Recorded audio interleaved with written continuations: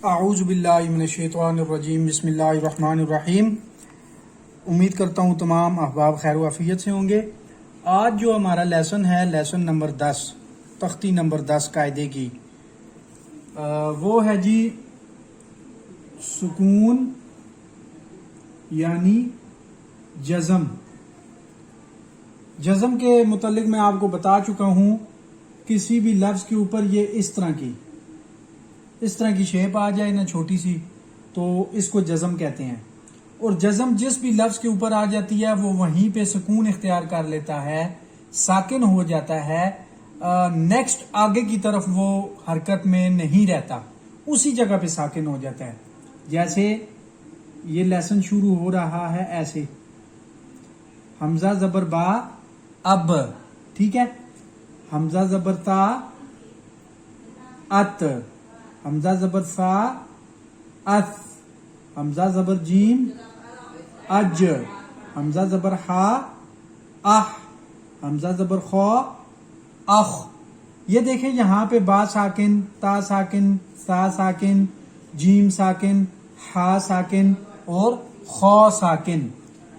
اب یہ نہ با کسی بھی جگہ پہ اب حرکت نہیں کر رہا، ساکن ہو گیا ہے۔ اس کو سکون کہتے ہیں، جس بھی لفظ کے اوپر جزم آ جائے۔ اچھا، اس لیسن میں جو زیادہ سمجھانے والی بات تھی نا، اس کی میں ویڈیو بھی پریکٹس کی بنا کے بھیج سکتا تھا، لیکن اس کو میں اس طریقے سے بلیک بورڈ کے اوپر اس لیے سمجھا رہا ہوں۔ آپ کو میں نے یاد ہے پیچھے کچھ میں نے آپ کو بتائے تھے حروف ہلکی، حروف یرملون، حروف قلقلہ، موٹے حروف، سیٹی والے حروف، نرم حروف۔ ان میں جو حروف قلقلہ ہیں، میں نے آپ کو بتایا تھا کہ ساتھ ساتھ جتنے بھی یہ حروف ہیں ان کی آگے کب ضرورت پڑے گی میں آپ کو بتاتا جاؤں گا۔ حروف قلقلہ آج ہمیں اس لیسن میں حروف قلقلہ کی سمجھ بھی آئے گی، اور اس لیسن میں ہمیں اس کی ضرورت بھی پڑے گی۔ حروف قلقلہ کون سے ہیں؟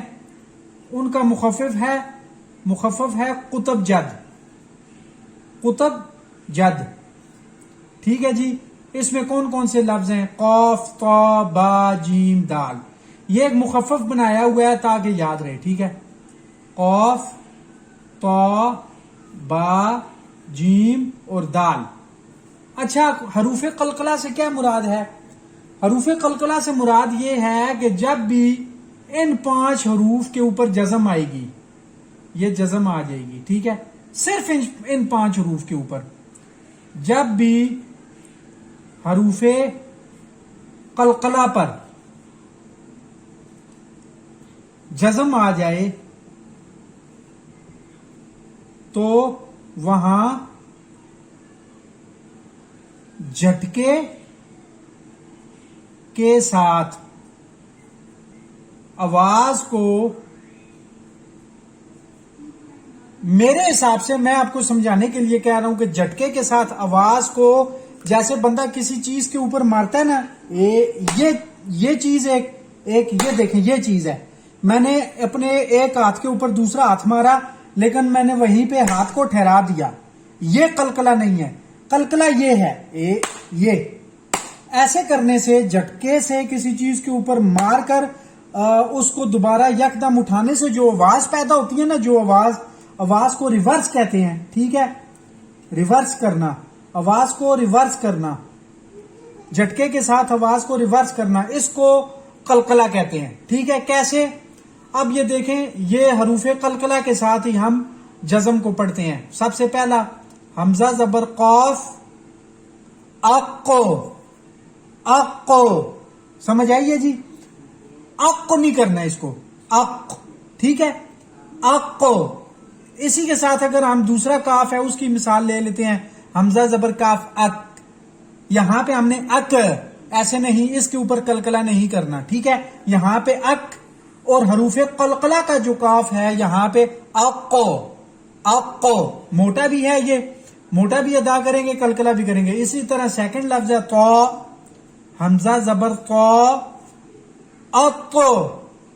اتو، ٹھیک ہے، ات، ایسے نہیں کرنا، وہ ہوگا تا کے ساتھ، حمزہ زبر تا ات، ٹھیک ہے، یہ ات، ٹھیک ہے۔ اسی طرح آ گیا نیکسٹ حمزہ زبر با، اب، اب ایک دفعہ آپ کے لب جو ہونٹ ہیں وہ جڑیں گے اور پھر جھٹکے کے ساتھ آواز کو ریورس کر کے کھلیں گے، اس کو قلقلہ کہتے ہیں، ٹھیک ہے۔